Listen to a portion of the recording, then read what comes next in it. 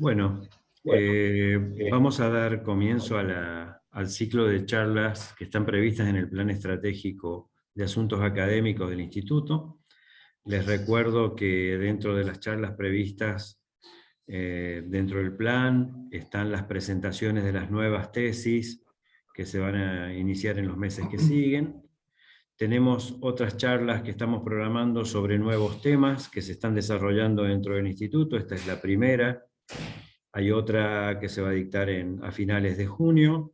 Tenemos las charlas que van a corresponder a la implementación de áreas de vacancia que hemos detectado en el plan estratégico, convocando a expertos de otros centros a hablar de esos temas que han sido elaborados y se siguen discutiendo en este momento dentro del plan estratégico.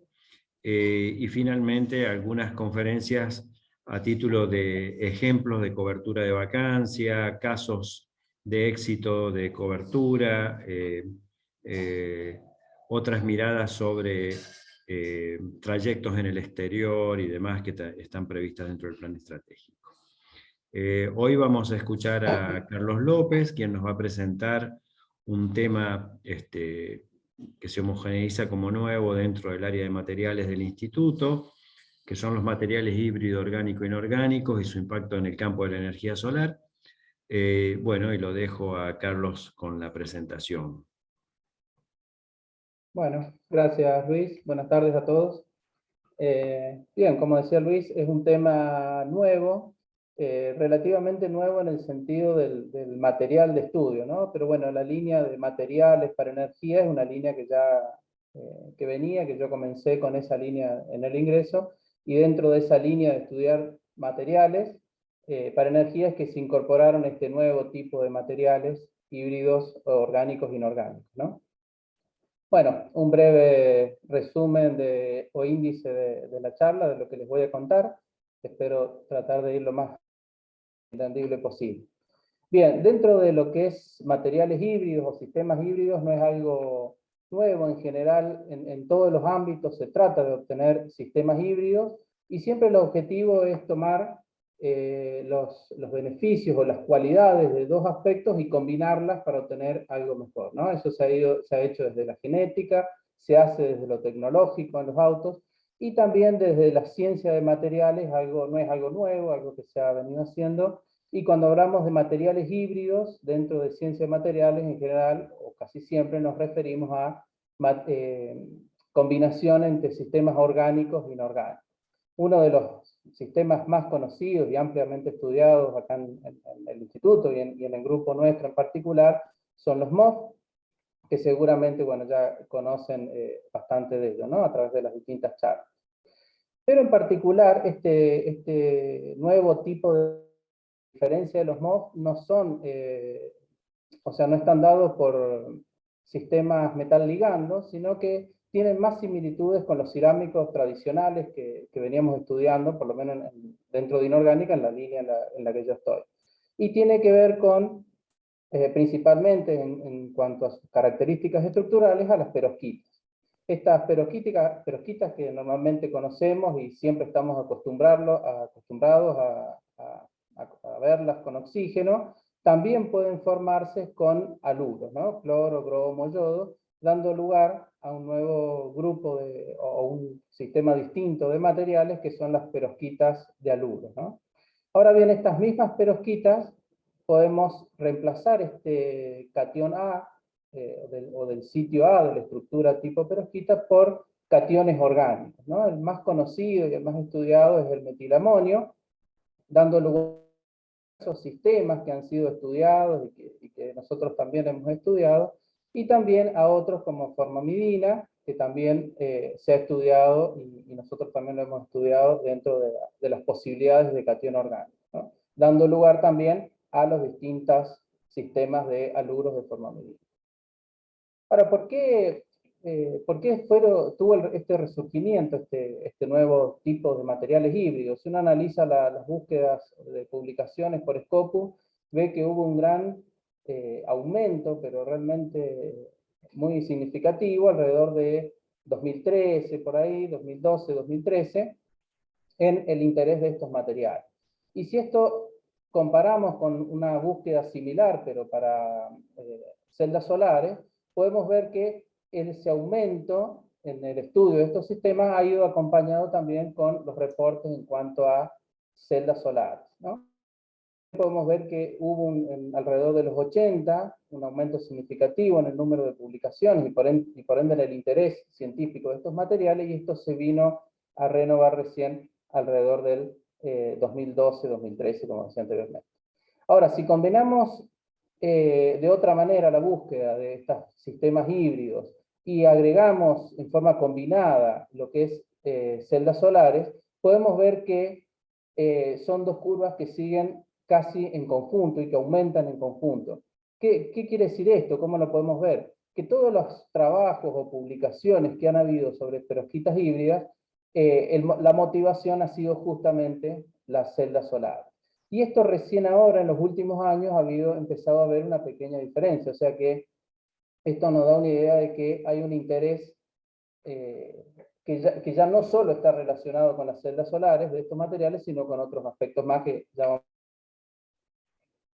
¿Qué es lo que desencadenó todo esto? Lo que desencadenó todo esto puede considerarse este trabajo, o el puntapié inicial de esto puede ser este trabajo, donde se reporta por primera vez una celda solar, obviamente un prototipo de celda solar, donde se encuentra una eficiencia del 20% usando un material híbrido de este tipo. Y esto de alguna manera es lo que desencadenó, o fue el puntapié del estudio de estos materiales y específicamente en el campo de la energía solar. Ahora bien, si pasamos ahora a lo que es la energía solar y cómo ha ido incrementándose en el tiempo su uso, podemos ver acá lo que se grafica, esto es a nivel mundial, ¿no? Lo que es la capacidad instalada de energías renovables o de fuentes de energías renovables, ¿tá? Entonces se puede ver que claramente en esas energías renovables ha ido aumentando fuertemente el peso que ha tenido la energía solar, ¿no? Uno puede ver, por ejemplo, la hidrotérmica,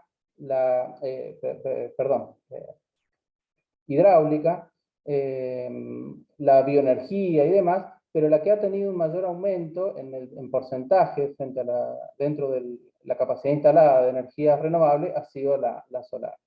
Ahora bien, me puse a ver un poco qué pasaba acá en Argentina. Esto es una búsqueda que había hecho hace tiempo y ahora me puse de vuelta a buscarla. Y una forma de encontrar todos estos datos es entrar a CAMESA, que es la compañía que administra el mercado mayorista de energía eléctrica, ¿no? Acá uno puede encontrar mucha información, realmente si a uno le interesa estos temas es muy interesante buscarlo y chusmear un poco los datos que hay, mucha información estadística. Uno puede sacar la potencia instalada, por ejemplo, la potencia máxima, que se ha conseguido en el mes de noviembre del 2020, la máxima histórica, ¿tá? Acá uno se da cuenta, por ejemplo, de algunos aspectos, ¿no?, que siempre escucha por las noticias, ¿no?, de que los problemas de energía que hay, que no hay capacidad de producir, y en realidad no es que no hay problema, no hay capacidad de producir, sino el problema que hay es de transporte, o sea, no hay capacidad de transporte para llevar toda la energía que necesita a los puntos de consumo, ¿no? Y acá otro aspecto interesante es cómo es la matriz energética, ¿no? Hay que tener en cuenta que esta matriz energética es solamente para producir electricidad, ¿no? Estamos dejando de lado la otra parte que es para movilidad, para consumo industrial y demás, ¿no?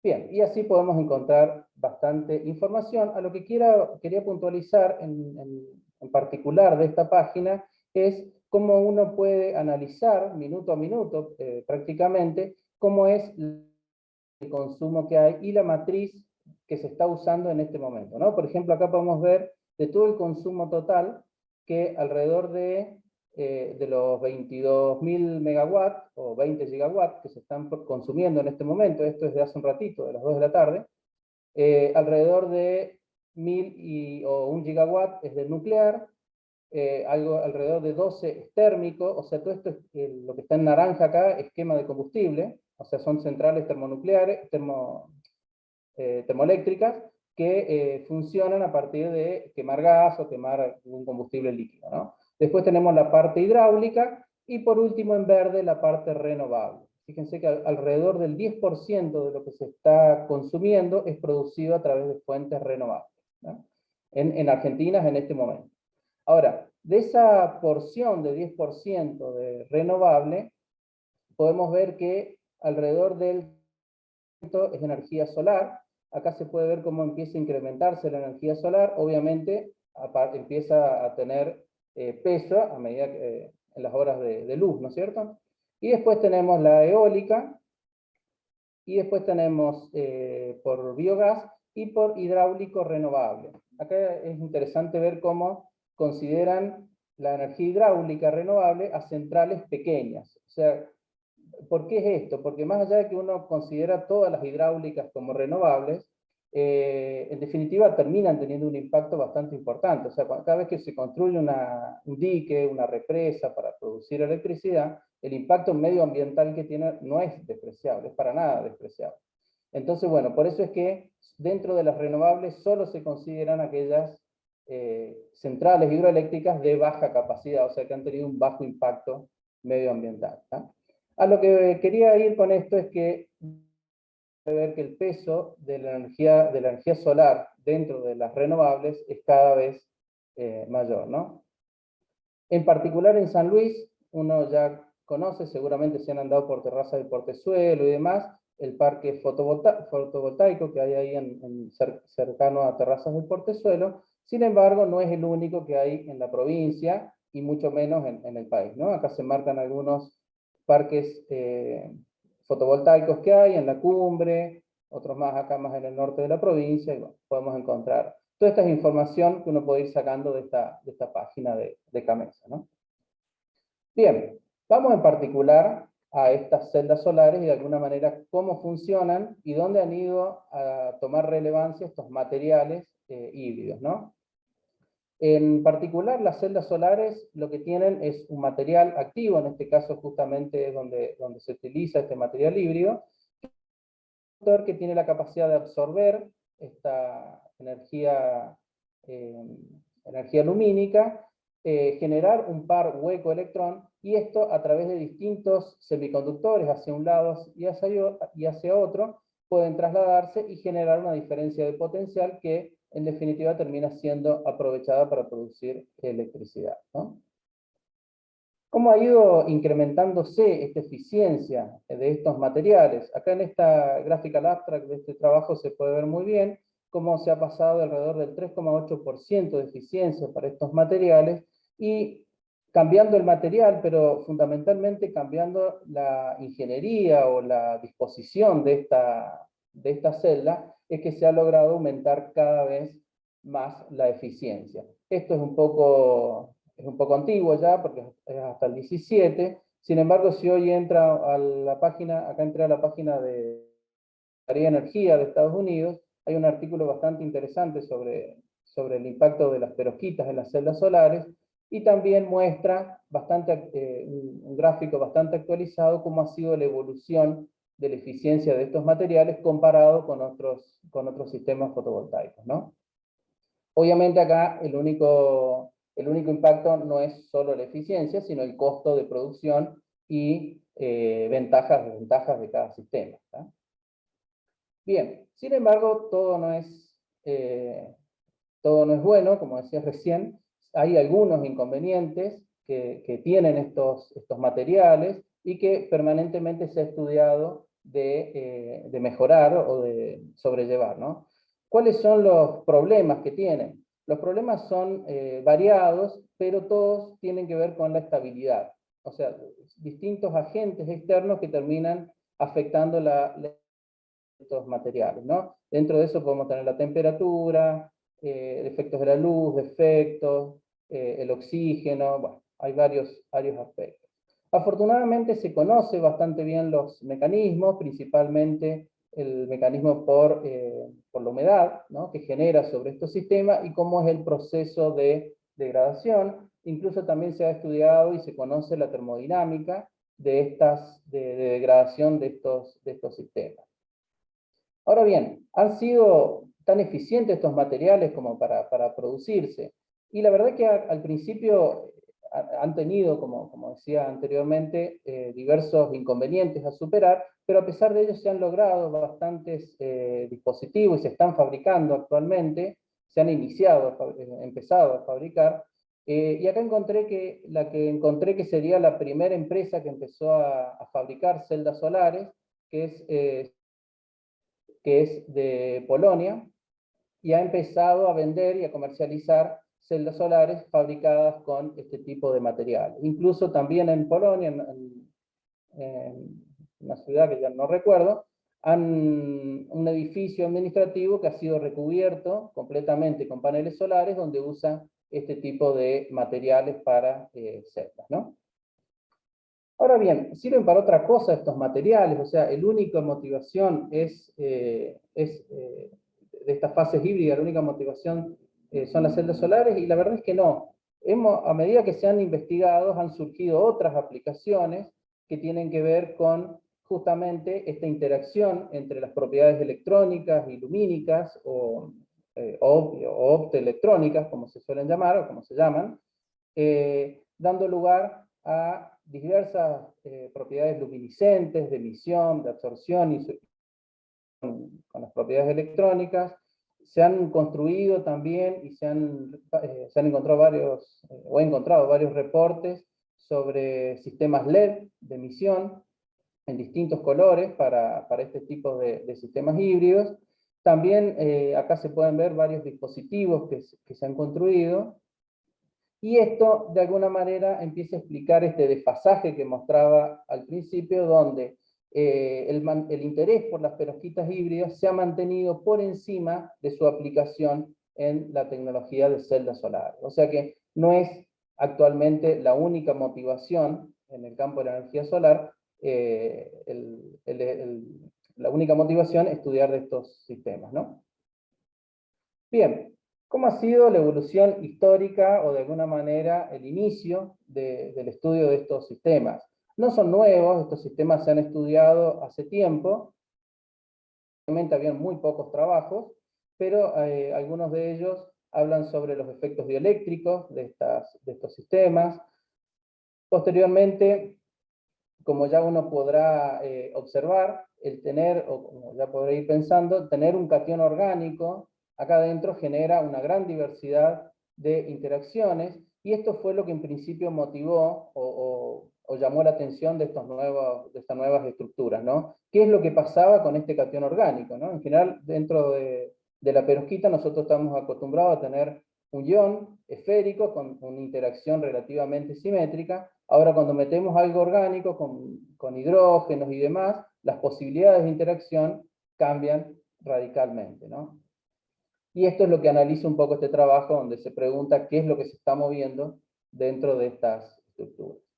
Ya se había, hace varios años ya, en la década del 90, se había sido planteado las posibilidades de cómo podía estar ese grupo metilamonio dentro de la estructura perovskita, ¿no? Se había pensado, se había ya deducido que puede estar orientado hacia una de las caras del cubo, esto es en un sistema cúbico, ¿no?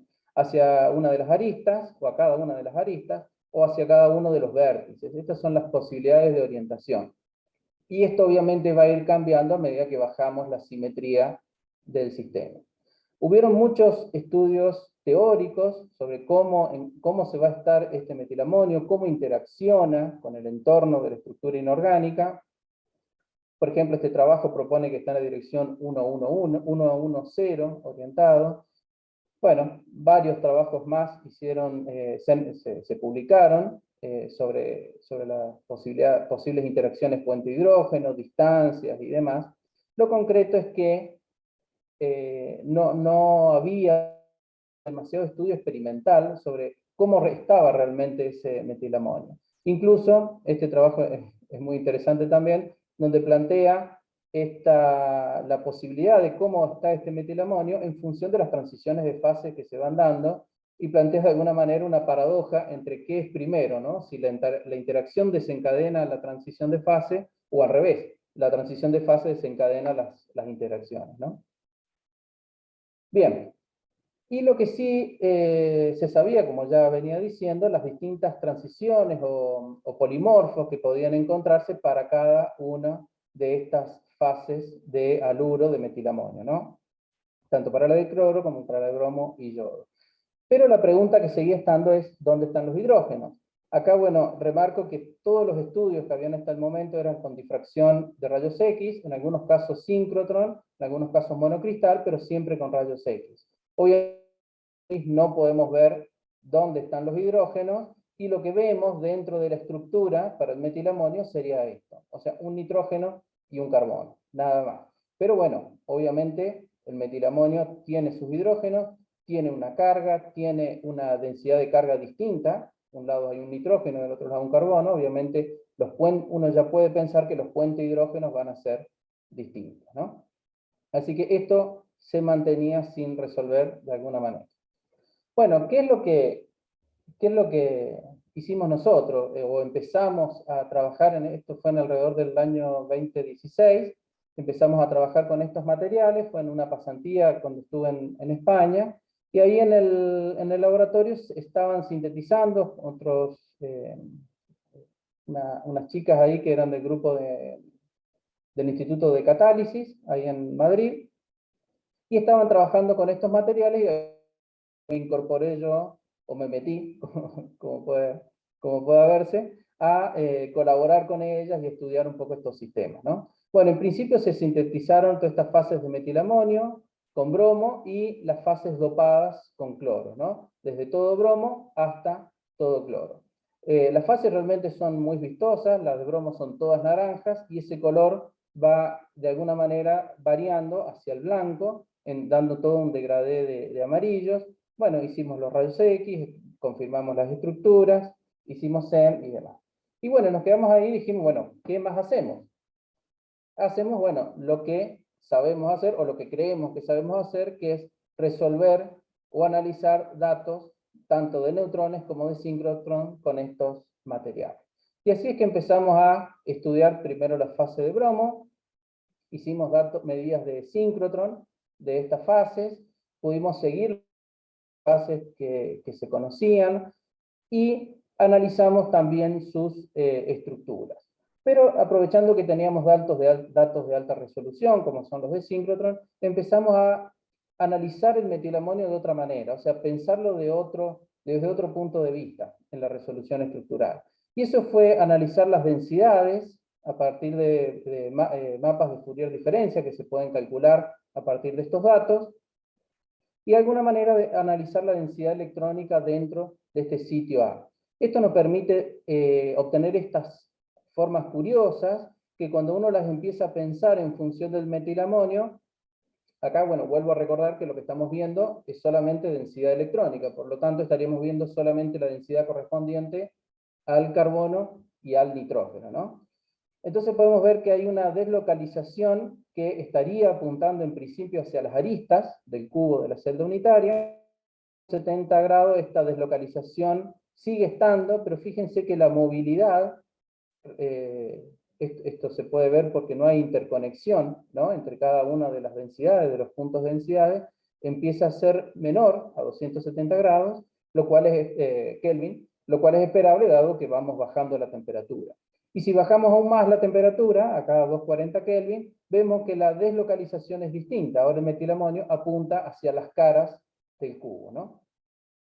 Entonces, bueno, esto nos permitió proponer justamente que la deslocalización de este carbono-nitrógeno del metilamonio va cambiando a medida que bajamos la temperatura, ¿no? O sea, pasamos de una deslocalización donde los metilamonios podrían estar apuntando a cada una de las caras, de las aristas, perdón, a cada una de las caras del cubo, ¿no? O sea, una orientación llamamos 110 a una orientación 100, ¿no? Eso, bueno, lo pudimos ver por síncrotron. También pudimos analizar la estructura tetragonal, obteniendo también cómo era la deslocalización de este metilamonio, y también a 120 Kelvin, donde tenemos la estructura ortorrómbica, y acá ya nos encontramos que el metilamonio queda fijo, o sea, pierde su deslocalización, ¿no? Bien, y después hicimos difracción de neutrones. Obviamente, si alguno ha trabajado, bueno, hay varios becarios acá que han hecho la escuela de haces de neutrones, o sea, seguramente saben que medir sistemas orgánicos, donde hay muchos hidrógenos, es bastante complicado o imposible en neutrones. A pesar de eso, bueno, dijimos, bueno, hagamos neutrones igual.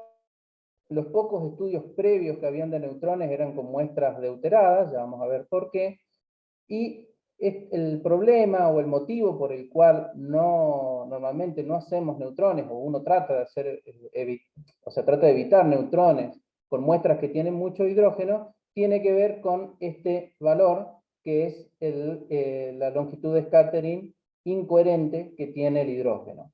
Este valor es tan alto para hidrógeno, a diferencia de otros elementos, que hace que genere un fondo muy alto e incluso pueda llegar a tapar el patrón de difracción. Esto es muy análogo, para los que hacen rayos X, es muy análogo a la fluorescencia que ocurre con rayos X, ¿no? O sea, la fluorescencia aumenta tanto la intensidad del background que puede terminar tapando el patrón de difracción. En este caso, a pesar de esta desventaja que tiene el hidrógeno, realmente pudimos obtener patrones apreciables, donde claramente las difracciones, pero no todo es malo. El hecho de tener hidrógenos,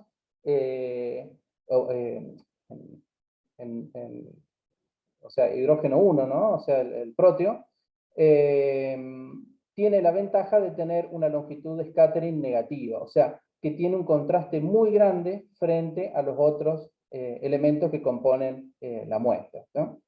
Normalmente los que miden muestras con hidrógeno lo que suelen hacer es deuterar. Entonces fíjense que el deuterio, por ejemplo, tiene un efecto incoherente muy bajo, y eso permite ver mejor los patrones de difracción. Sin embargo, obviamente, una muestra deuterada no va a tener las mismas características o propiedades, principalmente en las interacciones puente-hidrógeno, que es lo que nos interesa ver, ¿no?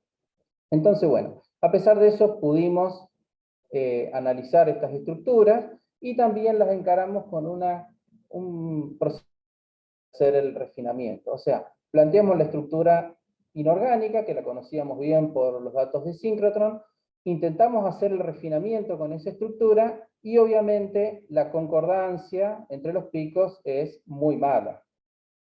El motivo de esto es que está obviamente faltando el metilamonio y faltando los hidrógenos, que como dijimos tienen unas longitudes de scattering negativas, y hacen que contrasten fuertemente en el patrón de difracción de la muestra, ¿no? A partir de esto se puede hacer los mapas de Fourier diferencia, que es obtener la densidad faltante, de alguna manera, y fíjense que nos aparece en positivo, acá graficado en amarillo, la densidad positiva, y en celeste la densidad negativa.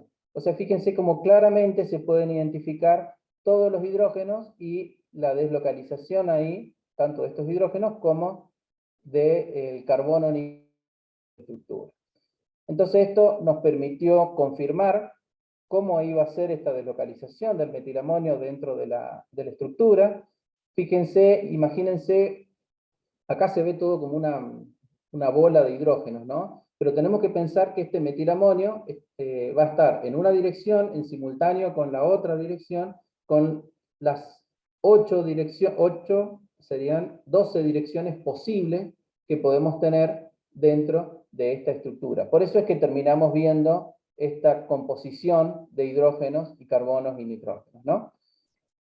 Pero este modelo permite ajustar perfectamente los datos, se pudo refinar bien la estructura del metilamonio, como estaba conformado dentro de la red inorgánica, ¿no? Acá podemos ver las posibilidades de localización del metilamonio en cada una de las direcciones 1, 1, 0, ¿no? Por otro lado, seguimos estudiando el efecto del cloro en esta estructura, ¿no? A través tanto de síncrotron como de neutrones. También estudiamos cómo era la evolución a medida que íbamos sustituyendo parcialmente el bromo con el cloro, y nos encontramos también con algunas cosas medias raras, como esto, ¿no? Que uno veíamos que la variación volumétrica o la variación del parámetro de celda era bastante alejado de la linealidad a medida que íbamos agregando cloro, ¿no? Esto no siempre es raro, pero lo que sí era bastante llamativo es la variación en los factores de desplazamiento de los haluros, donde podíamos ver que no seguían para nada una tendencia a medida que cambiamos la sustitución. Entonces, ¿cómo empezamos a tratar de entender de alguna manera esto bastante raro que pasa? Y de alguna manera podemos pensarlo de esta manera, ¿no? Cuando tenemos toda la fase de bromo o toda la fase de cloro, las interacciones que pueda tener el metilamonio, esto es a través de sus puentes de hidrógenos, no directamente del carbono o nitrógeno, obviamente, pero a través de sus puentes de hidrógeno iba a haber un entorno simétrico, ¿tá? Ahora bien, cuando tenemos sustituciones parciales de bromo y de cloro, el entorno ya deja de ser simétrico. O sea, esta sería una de las posibilidades de entorno, pero también podría tener los cloros por acá, podría tener bromos por un lado y cloros por el otro. Entonces, la gran diversidad de posibilidades de asimetría que me genera el dopaje hace que, o explicaría de alguna manera que estos parámetros no tengan una tendencia clara, ¿no? O sea, por lo menos en cuanto a los factores térmicos, podría explicarse de esta manera. No así tanto la variación del parámetro de celda, ¿no? Bien, y acá hicimos un estudio estadístico, de alguna manera, de cómo es las posibilidades de entorno, o diversidad de entorno que se puede dar en torno a este metilamonio, y esto, bueno, nos permitió explicar, como decía, la evolución de los factores térmicos, ¿no? Luego estudiamos el efecto de la temperatura, y volvimos a encontrar cosas aún más extrañas de lo que ya habíamos visto, ¿no? Por un lado, tenemos que las fases dopadas no tienen transiciones de fase, o sea, hasta los 120 Kelvin se mantienen como cúbicas. Esto es bastante raro si vemos que la fase de bromo, como ya habíamos visto, tiene varias transiciones de fases, y la de cloro también tiene unas transiciones de fases bastante extrañas, porque como vemos encontramos una mezcla de fases a baja temperatura, pero también tenía sus transiciones de fase. Bien, el hecho de ausencias de transiciones de fase en las fases que tenían mezclado cloros y bromos, también los podríamos pensar, o lo explicamos, en términos de este desorden, ¿no? Este desorden en el entorno del metilamonio impide que de alguna manera se establezcan los puentes hidrógenos correspondientes para habilitar de alguna manera la transición de fase, ¿no? O sea, acá estaríamos explicando de alguna manera, o diciendo, que lo que desencadena la transición de fase es las interacciones puente-hidrógeno, ¿no?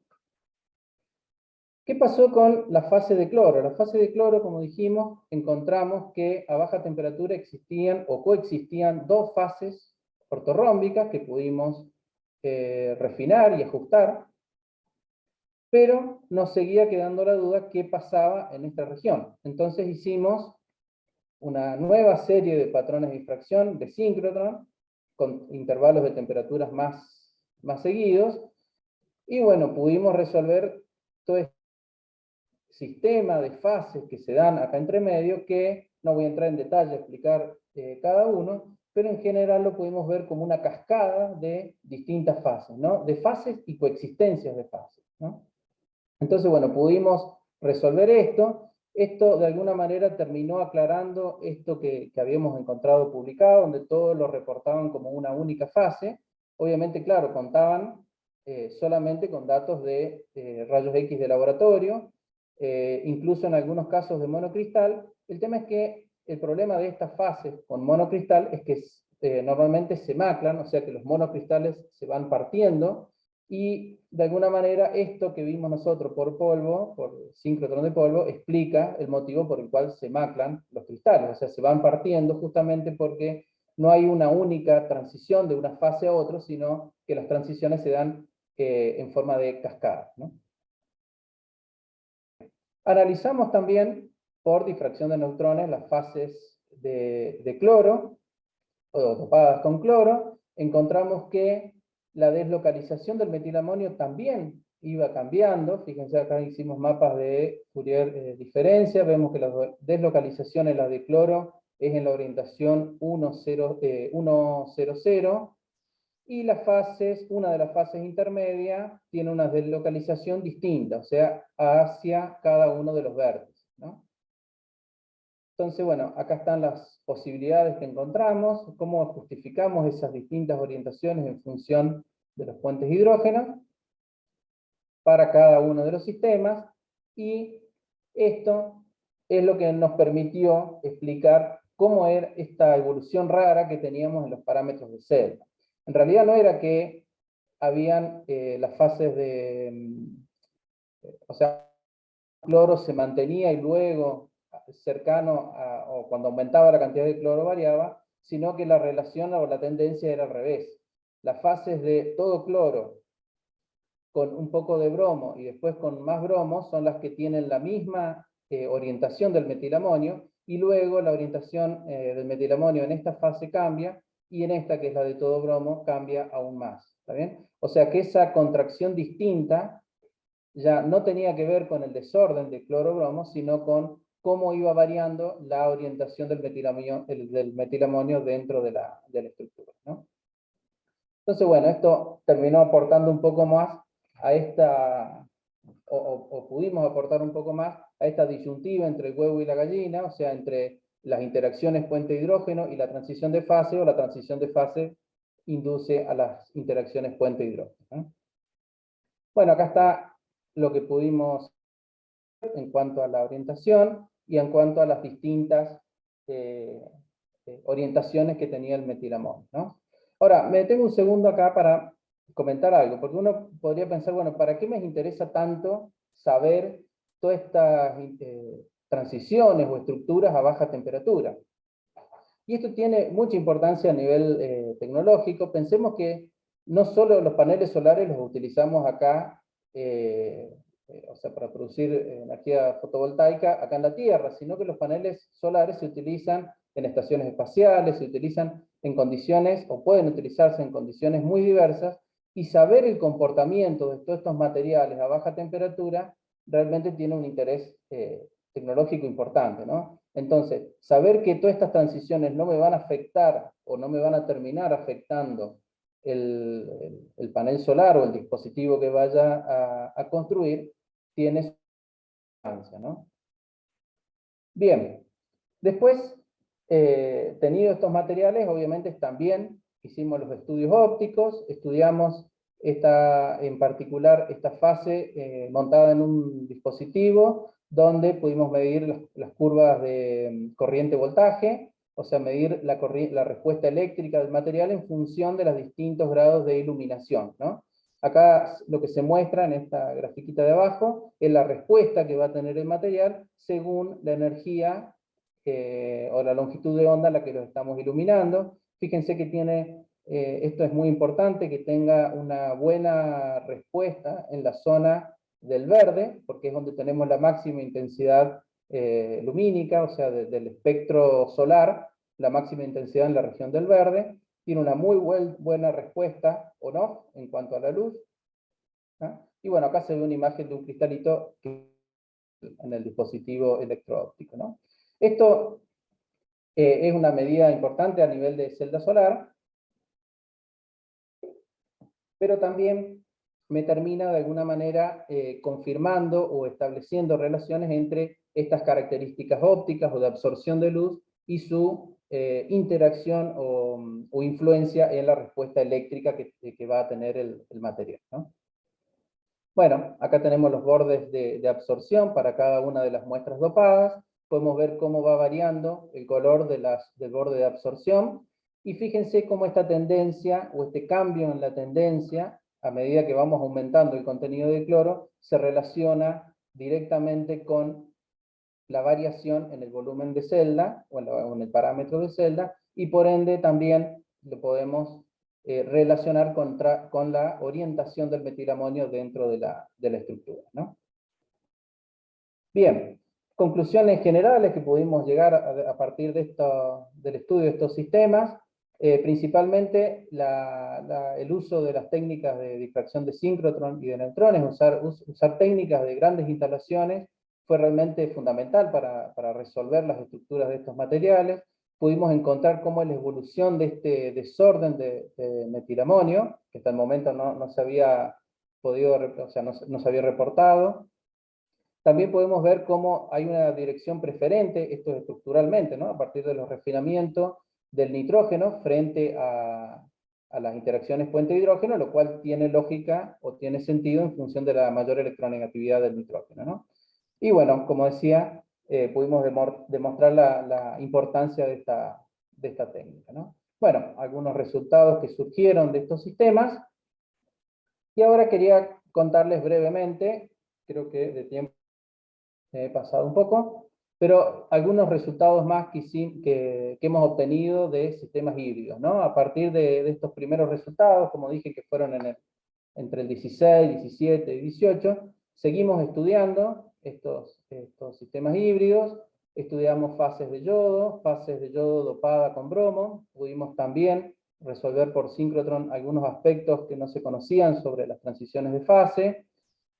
Pudimos aplicar otro método de síntesis alterno al tradicional por solución, que es el de molienda mecánica, donde encontramos que tiene la gran ventaja de aumentar la estabilidad de estos materiales, ¿no? Podemos ver acá patrones de difracción de muestras envejecidas, obtenidas por solución y luego por molienda mecánica, y vemos que se mantienen inalteradas después de mucho tiempo. Los bordes de absorción están en el rango del visible. También estudiamos estos sistemas por difracción de neutrones, pudimos resolver, en este caso también, la delocalización del metilamonio dentro de estas estructuras de yodo. También resolvimos las estructuras a bajas temperaturas, encontramos que a pesar de que siempre se propone que a baja temperatura el metilamonio está completamente fijo, pudimos ver una pequeña deslocalización, un TIL, que puede obtener a partir de difracción de neutrones.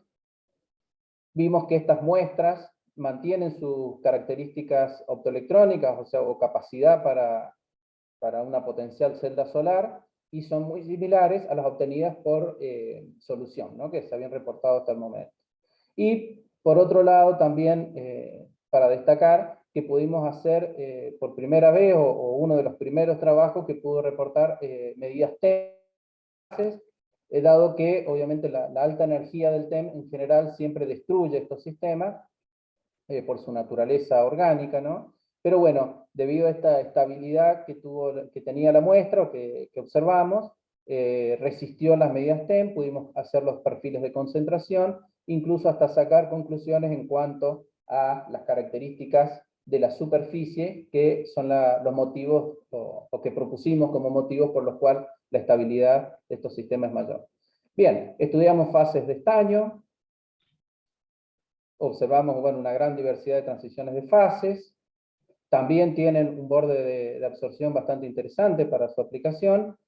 El problema es que, como se pueden ver acá en las series de patrones de difracción, se degradan rápidamente, o sea, no son aptas para construir algún dispositivo, ya que en 9 y 14 días la muestra se degrada completamente, ¿no?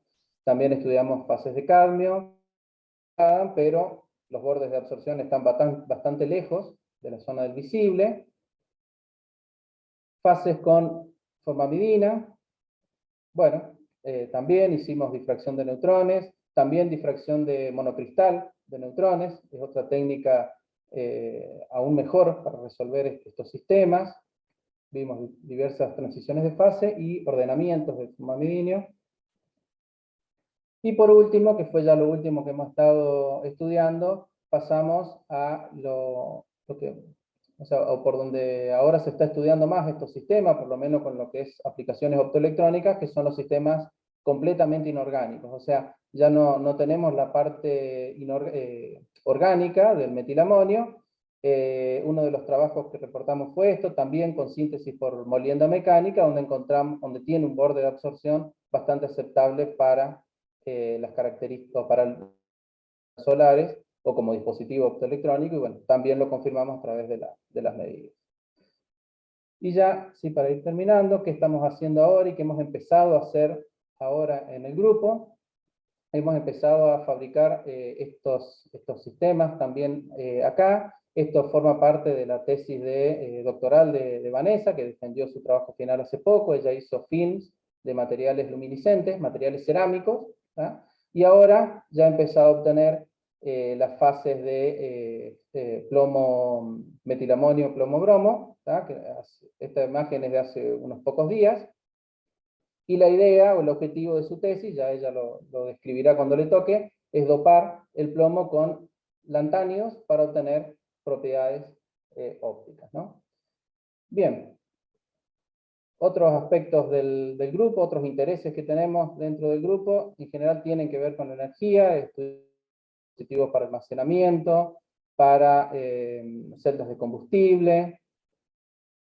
Solamente mencionar que hacemos materiales, o nos interesan los materiales para celdas de combustible, donde está trabajando Carlos Miranda, que está pronto a defender su tesis, Diego Lizarraga, que ha empezado a su tesis en estos momentos, o sea, durante este año. Colaboramos mucho con Diego Lamas, de la UNSAM, y respecto al tema de baterías de litio, bueno, también está trabajando Lucas Garro, que está terminando su trabajo final, con Lucía Barbosa y Marisa Frechero de la Universidad de Bahía Blanca, de la Universidad Nacional del Sur.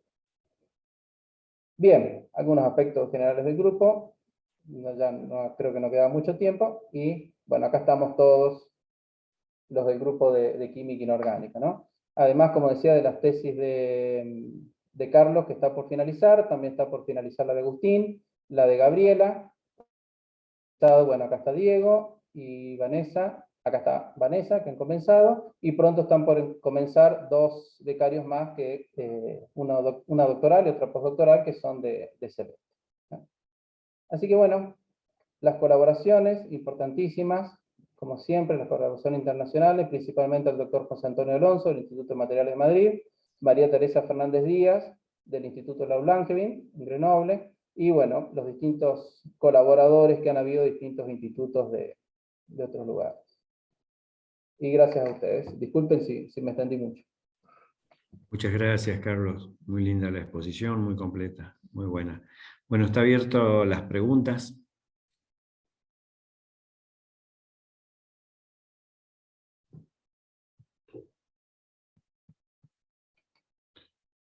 Por favor, ¿alguna pregunta?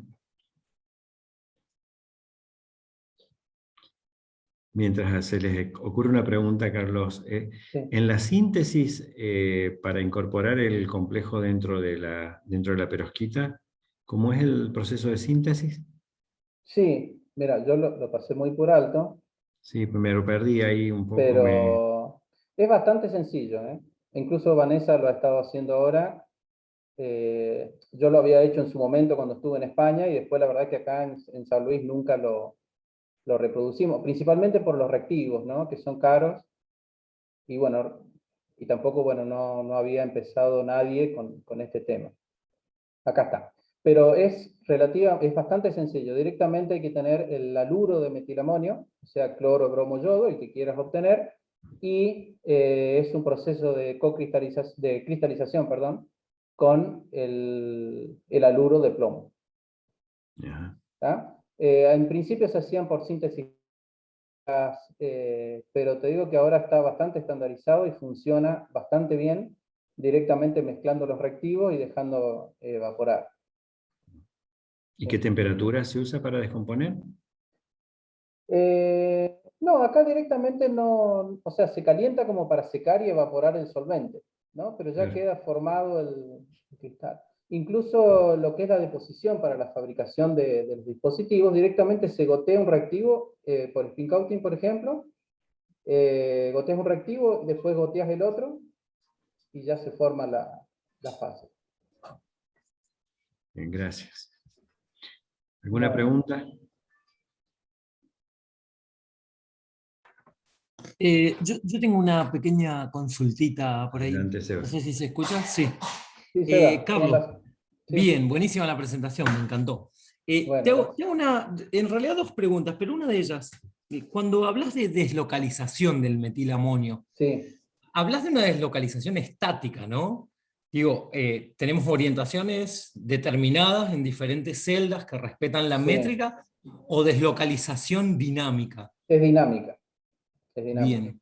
sí, sí. Y eso Mira, como... acá, justamente acá, viste que uno ve las densidades, ¿tá? Y de alguna manera uno puede, si empieza a jugar, ¿no?, con el nivel de densidad que grafica, puede ver que hay un pasaje entre un estado y otro. O sea, hay una densidad entre un estado y otro. Quiere decir que el metilamonio se en me realidad se está cortó. moviendo dinámicamente dentro de la estructura. Perdón, Carlos, se me cortó, se me bloqueó toda la Ah, explicación.